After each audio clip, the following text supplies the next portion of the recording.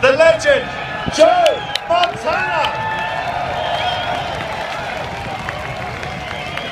Alright guys, so we're going to do this. We don't want to hurt anyone, so we're going to do this like a walkthrough, right? Okay, go. Ball.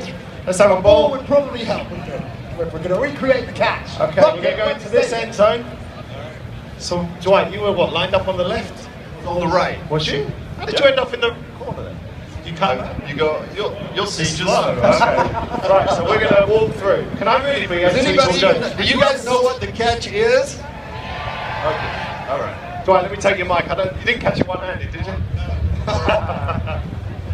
Okay, ladies and gentlemen, we're going to try and recreate NFL history. It's very windy though. Warm it up. There we go. It's very windy. Dwight, please don't go off the edge of the stage. Here we go. The catch, 2013 style.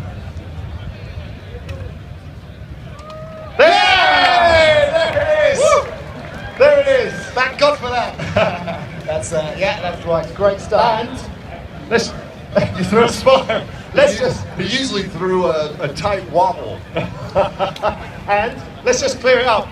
The catch or the throw? What is it? The catch or the throw? Well, it's always been the catch since day one, but I hear lately that Joe's been lobbying for it to be called the throw. He was bending my ear backstage about that. It was let the audience decide. The catch. It's the catch. The throw. I think the catch. Dwight, you're okay. Great stuff. Ladies and gents, we're going to have a little chat with Joe now. Please give it up for Dwight Clark. Dwight, you're a gentleman, sir. Great sport. Thank you. Thanks, Joe. Thanks for that. What were your roommates on the road?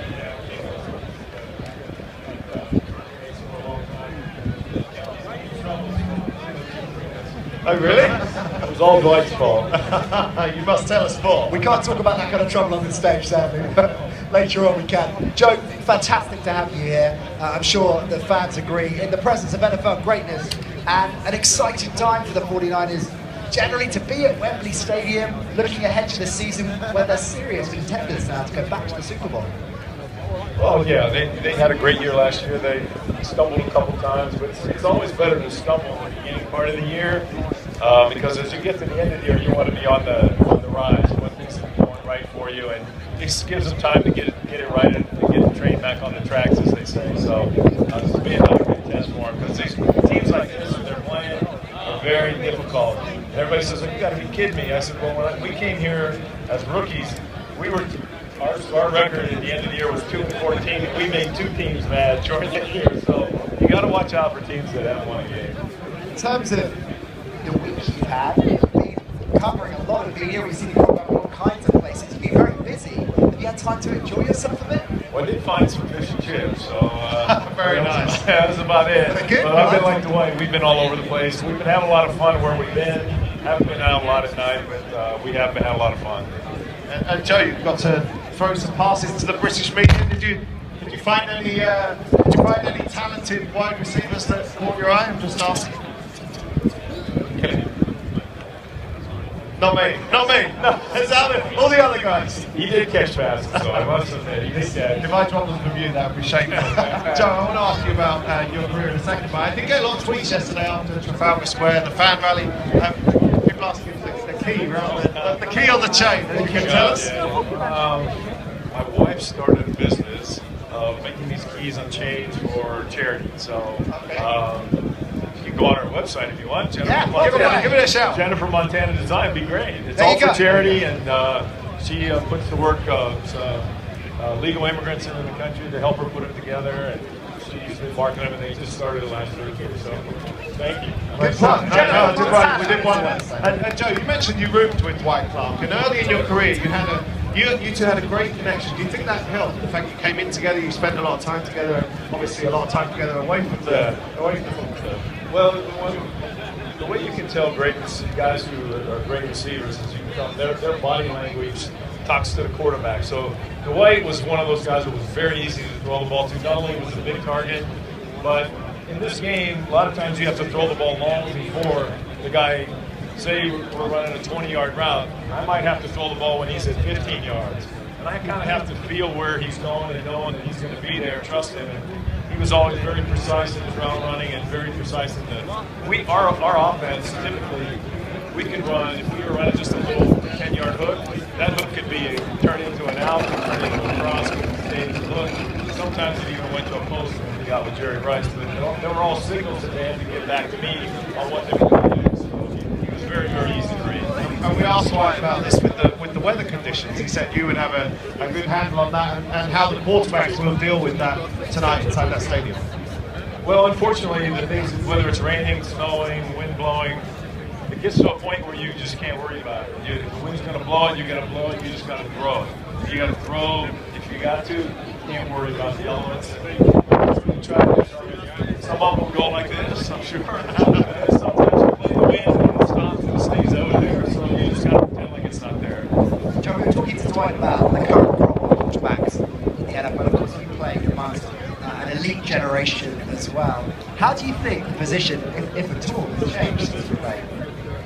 Well, I think you're seeing right now a lot more of the running style of a quarterback coming in, but I think when it comes down to it, because you stick around for a while, I don't think you'll see it as like in college, everybody's running read option.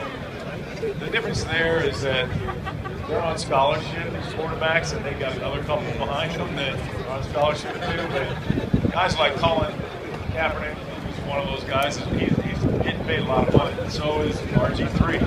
And the only safe place for them is the safest place, I should say, is in the pocket.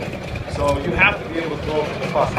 I think that will be a part of the game for a long period of time, but I don't think you'll see a full diet like you see in college in the U.S. where it's read option, read option, read option. And, you know, you get these guys get hurt, and then now you got to start over again. Do you think that's why we're seeing less of it this season compared to last season?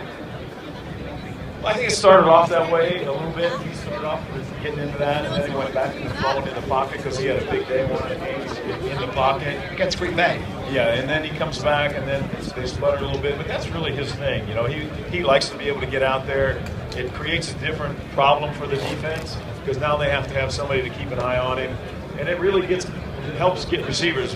When you see a lot of times they throw, they got guys wide open, and that's part of the reason is his ability to run. Joe, we're getting close to the kickoff in that stadium and the Jags and the 49ers 5 o'clock kickoff. What would you be doing in the last couple of hours? And I talked to you about this earlier in the week, that famous image of you sitting on your own in the locker room, going over plays. Did you like to get away from the rest of the team and get your mind right before the game played?